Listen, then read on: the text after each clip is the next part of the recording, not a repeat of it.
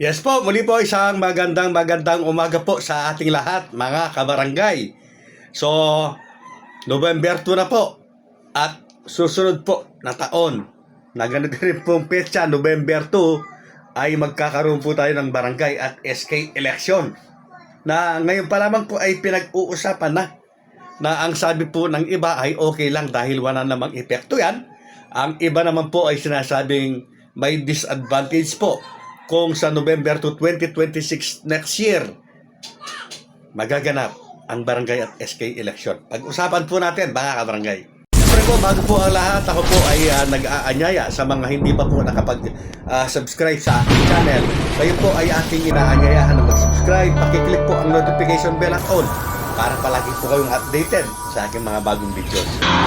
Ayan nga po, mga kabarangay, hanggang sa mga sandaling ito ay marami pa rin po tayong mga kababayan na hindi pa rin po nakakauwi sa kanilang mga barangay dahil sila ay nasa kanilang mga probinsya pa, mga kabarangay. So, ang punto po natin dito ay ang pagkahati po ng paniniwala o pananaw ng iilan na kung sakali daw po na November 2, 2026 ang barangay at SK election ay wala naman itong epekto. Samantalang meron naman pong nagsasabi na may epekto po ito. Wala nga bang epekto, mga kabarangay?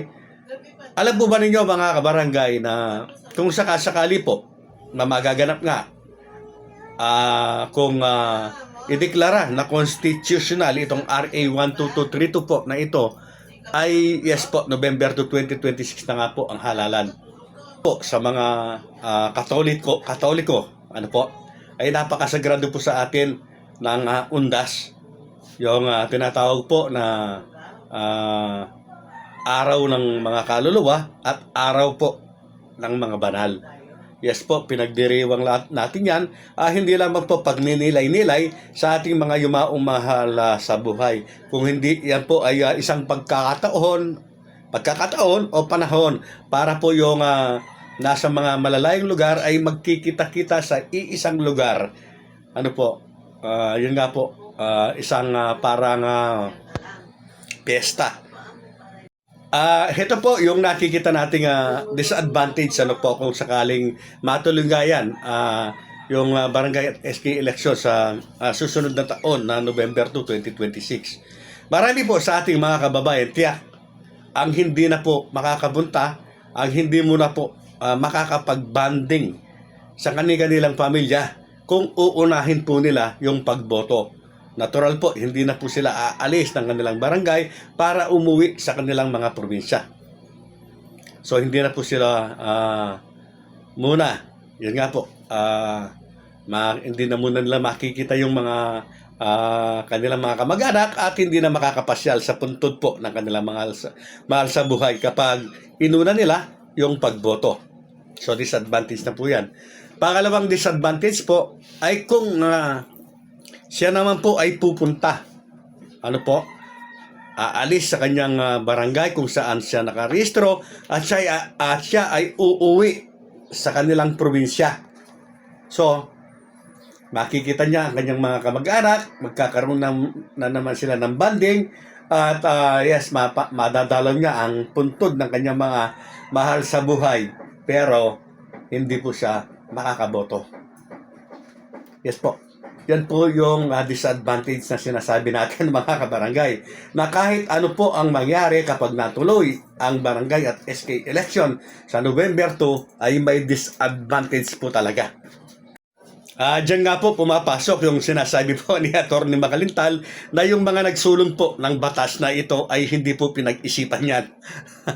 Basta ang naisip lamang po nila ay kung paano nila ma-postpone ang barangay at SK election para po para magamit nila sa kanilang sariling interest na pamumulitika. Yan lamang po ang dahilan yan, mga kabarangay.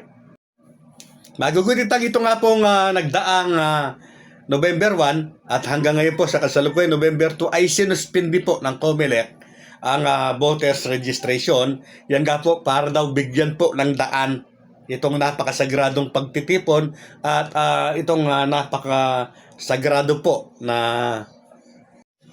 tradisyong ito natin bilang mga Katoliko. So, ibig pong sabihin ay talagang alam po ng COMELEC, ano po, na napakahalaga po ng November 1 at November 2 para sa ating mga Katoliko. Kaya nga siya ay gumawa ng paraan, sinuspindi po yung mga voters registration na yan. Ibig pong sabihin, kung sakasakali na matuloy ang November 2, 2026 barangay at SK election, sakaling madeklara na unconstitutional or sakali po na madeklara na constitutional ang RA 12232, yan nga po, November 2, 2026 na ang halalan. So, sa nakita po nating pagkilos nitong COMELEC ay maaaring sa susunod po na taon bago mag November 2, 2026, uulitin lamang natin kapag nadeklarang constitutional ang RA 12232 ay maaari pong gumawa ng move itong COMELEC para mai-adjust po. Yes po. Dahil may karapatan po sila, may kapangyarihan ng COMELEC na pwede po niyang i-adjust ang isang halalan kung kinakailangan. So baka yan po ang mangyayari mga kabarangay. At kung sakasakali naman po na ito po ay madeklara, ang RA 12232 ay madeklara po na unconstitutional, so tiyak po na hindi na po November 2 ang barangay at SK election. Maaaring 2026 nga po, pero hindi po November 2, 2026. Nakakalungkot po na isipin ng mga kabarangay na ang Korte Suprema po na ang pinakahuling alas natin pagdating sa batas dahil sa po ang kataas-taasang hukuman. Kaya lamang po dahil po sa kanyang mabagal na pagkilos, mabagal po na mga desisyon, ay nagkakaroon po ng aberya ang ating batas. Mga kabarangay, ang akin lamang po na masasabi, magiging paulit-ulit na lamang po ang problemang ito. Yes po, magiging paulit-ulit po ang mga ganitong pangyayari habang ang mga mambabatas po, ang mga mambabatas na lumikha na ng batas na yan ay mananatili po sa kanilang posisyon. Mga kabarangay, dahil po kung ang batas po natin ating sa batas tayo kakapit, kagaya po ng nangyayari ngayon na parang hindi po naipapatupad ng mabuti ang batas. Ang masasabi ko lamang po mga kabarangay, kung gusto po talaga natin ang pagbabago sa 2028 po, iboto po natin yung karapat-dapat. At hanggat maaari mga kabarangay, itong mga lahat ng mga partisipante ng pag-postpone ng halalan, huwag nating iboboto kung maaari lamang po mga kabarangay para hindi na po maulit at maging paulit-ulit ang mga pangyayaring ito. Yan nga po mga kabarangay, kung gusto po natin ng pagbabago, baguhin po natin ang sistema ng ating pagboto. Yes po. Wag na tayong padadala sa mga matatamis po na mga pangako at pera lamang po yan mga kabarangay. Magkano lamang po yan yung ibibigay po nila sa atin. 3 taon po tayong muling maghihirap kapag tayo po ay nagkamali na naman or kapag tayo po ay nabola na naman ng mga mambobola ng mga mambabatas po na ito. Mga kabarangay, yes po. Isa lamang po ang pwede po nating magawa para matigil na ang ganitong mga pangyayari. Sa 2028 po ay magkakaroon po ng local at national election. So, nasa ating mga kamay po kung ang mga mambabarang, ang mambabatas na yan ay muling mauupo. Ay lagi nga po sinasabi na tayong mga Pilipino ay may amnesia. Madaling makalimot mga kabarangay pagdating ng halalan.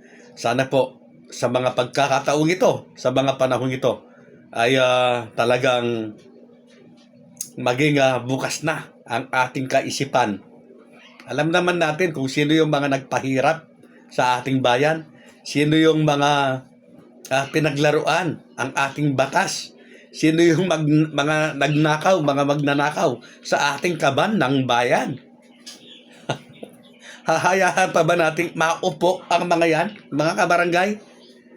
Kapag nangyari po yan, yun nga po, magiging paulit-ulit-ulit na lamang po ang ating paghihirap.